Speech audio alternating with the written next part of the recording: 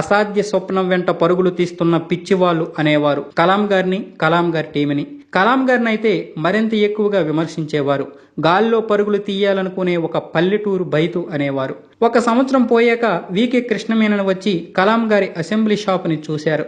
అక్కడ వాతావరణం చూసి కలాం దగ్గరున్న పరికరాలతో జీఈఎం యుద్ధ విమానం తయారు చేయడం ఈయనకి సాధ్యమే అన్నాడు.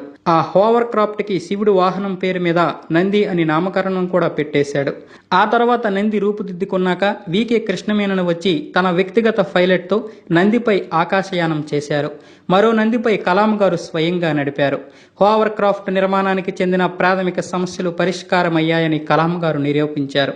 ఈ ప్రాజెక్టుతో ఆయన్ని విమర్శించిన వాళ్ళందరూ నోళ్లు మూసుకున్నారు. ఫ్రెండ్స్, సమయభావన వలన పార్ట్ 1లో అంతా చెప్పలేకపోయాము. మిగతా భాగం పార్ట్ 2లో చెబుతాను. ఫ్రెండ్స్, ఈ వీడియో గనక మీకు నచ్చినట్లయితే లైక్ చేయండి, షేర్ చేయండి, కామెంట్ చేయండి.